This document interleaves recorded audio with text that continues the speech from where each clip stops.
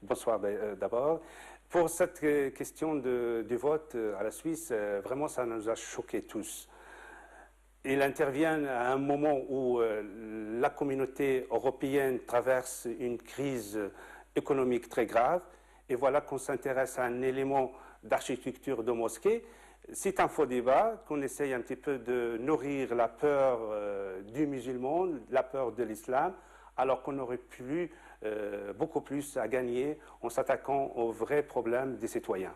Alors là, bien sûr, pour l'instant, ça concerne la Suisse, mais déjà en France, on entend des voix qui s'élèvent pour dire pourquoi pas faire poser cette question aussi chez nous. C'est quelque chose que vous craignez? C'est une préoccupation, en tout cas. C'est vrai que ce vote négatif de l'acceptation des minarets en Suisse, ça peut provoquer une telle réaction aussi au sein de la population française. Surtout qu'on connaît qu'en ce moment même, il y a certains qui essayent de surfer sur la crainte, la peur de l'étranger, la peur de l'islam, la peur du musulman, alors que les musulmans vivent en harmonie avec les lois de la République depuis qu'ils sont installés en France, qui ont adhéré à la France, qui sont devenus français à part entière. Leurs enfants vont à l'école comme n'importe quel citoyen en France citoyen. Je crois que aborder une telle problématique dans un contexte très grave comme celui qu'on est en train de traverser actuellement, ça serait une erreur majeure parce qu'on va remettre en cause les libertés les plus fondamentales. Et sur la maquette de la future grande mosquée de Strasbourg, il y figure bel et bien ce minaret. Il pourrait même faire dans les 30 mètres de haut. Alors son existence aujourd'hui pourrait-elle être à nouveau menacée comme elle l'a été par le passé? Non, si on en croit l'actuel maire de Strasbourg, Roland Ries. La communauté musulmane est bien sûr très déçue, voire outrée par ces résultats. Vous comprenez? Oui, je comprends parce que on ne peut pas être prêt à entrer en fait dans la République et jouer le jeu républicain et en même temps être victime de discrimination. Donc il faut vraiment que sur ce point, comme sur d'autres, on joue de façon transparente l'égalité des droits et l'égalité des devoirs. Visiblement, ici, il y aurait un problème si on n'acceptait pas qu'il puisse y avoir un minaret sur la grande mosquée de Strasbourg.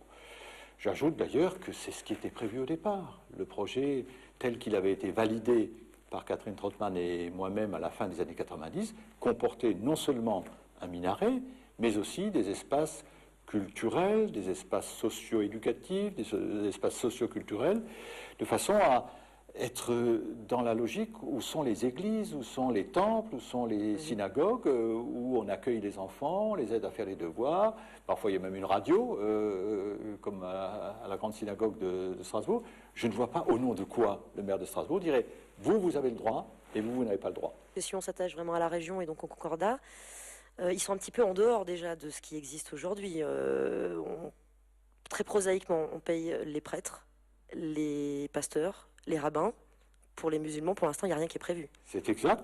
Dès aujourd'hui, si je puis dire, par rapport à cette question du concordat qui remonte, je vous rappelle, au début du 19e siècle, il y a une forme d'inégalité.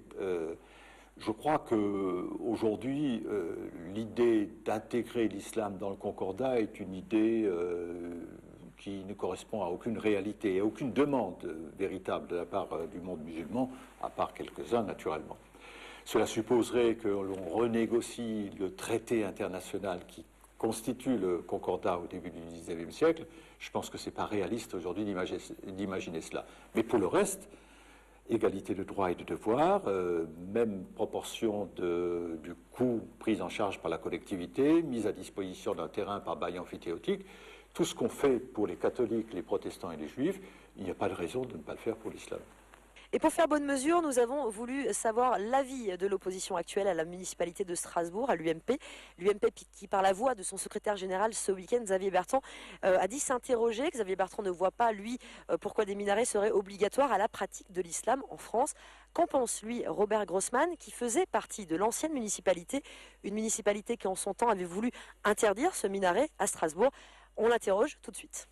À l'époque où vous étiez aux affaires, le minaret était déjà prévu dans cette grande mosquée, sur la maquette. Vous, visiblement, vous en vouliez pas à l'époque. Moi, j'ai demandé à nos partenaires musulmans de ne pas forcément vouloir la plus grande mosquée d'Europe, comme Mme Trottmann et le Parti socialiste de l'époque l'avaient voulu. C'était tout capitale du vélo, capitale de Noël, capitale des pompiers, et c'était sans doute capitale de la plus grande mosquée. Je leur ai demandé ça, de réduire le projet. Il y avait aussi un gros problème de financement, et je leur ai demandé de renoncer temporairement à un minaret. Pourquoi? Parce que je souhaite qu'il n'y ait aucun prétexte pour les extrémistes, pour les partis extrêmes, de trouver là des moyens de déclencher à nouveau des campagnes islamophobes et racistes et sectaires. Voilà. C'était la raison pour laquelle vous ne vouliez pas de ce minaret, alors? Mais je souhaite qu'il y ait une intégration efficace, intelligente de l'islam à Strasbourg, et que ce soit un islam strasbourgeois et français. Ce que je viens de dire à propos de lieux de culte contemporains vaut pour cela, et je crois que s'il y avait eu, de manière peut-être un peu trop abrupte, un minaret, ça aurait été vraisemblablement le prétexte pour beaucoup de faire comme les Suisses en ce moment, et de donner une espèce de signe très négatif que je ne souhaite pas. Enfin, et pour rester très politique dans cette polémique, certains se réjouissent du résultat de la votation suisse de ce week-end, de l'interdiction des minarets en Suisse. C'est l'extrême droite. Alors du côté du FN, on a toujours pensé que les minarets étaient une forme de provocation. Nous, en Alsace, on a voulu savoir ce qu'en pensait Alsace d'abord. Nous sommes donc évidemment complètement opposés au projet, à tout projet d'érection de minarets sur les toits des mosquées en Alsace. Quand nous avons appris le résultat dès hier après-midi de la votation en Suisse, nous nous sommes félicités. Nous avons d'ailleurs adressé nos félicitations personnelles aux responsables de l'UDC pour les féliciter de la décision du peuple suisse. Et nous pensons que ce projet de construction de minarets, ainsi que le projet d'extension de l'islam, de l'extension du statut concordataire des religions reconnues propres à notre région, l'extension de ce statut à l'islam, sont des sujets extrêmement importants qui méritent que l'on consulte les Alsaciens.